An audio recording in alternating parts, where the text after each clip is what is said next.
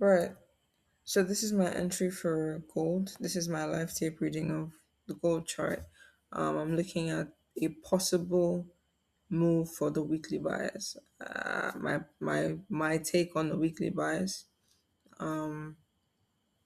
So I can see a change in state of delivery on the 4 hour and on the 1 hour, right? So I marked the, please give me a moment. I marked the opening of the 4 hour candle that makes up the bullish order block and the opening of the candle that I feel makes up the bullish order block on the 1 hour, right? And I use those two lines as my range for where I would like to see price to reach into. And then once it reaches into there, because I have a bullish bias on gold, I am looking at it possibly expanding bullishly, possibly expanding, whatever. Because gold is so volatile, if I were to, this is not financial advice, never will be financial advice. I'm a student, I'm always learning, and this is just my journal, like my log. Yeah, my log. So, because gold is so volatile, I can't say with precision where exactly it's going to go and where it's going to stop. I would love to, but I genuinely don't know if, like, anyway, let me not limit myself. It's possible, and with practice and try time, I can definitely get to the point where I would be able to see these things even before they form and all of that. So we can see that gold is reaching into the lower end of the range that I outlined. I feel like it could possibly fill in this fair value gap right here that was tapped into by this swing low.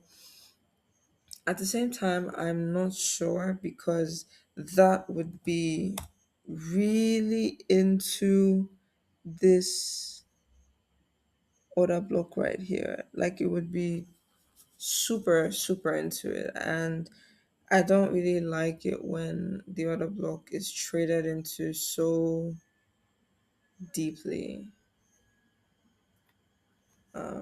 Right, so I'm going to go back to the 1 hour and possibly say that okay, this is I marked out the weekly range I did from Monday 12 a.m. New York time till Friday closing of the market, you know. And I do that so that I can see each day's movement and possibly look for my setup within the within a certain set of days, let me put it like that. Yeah, so I can see that it's about to trade into this the lower end of the range. I'm kind of waiting for it to do that. But it's, let me see, 5 minutes.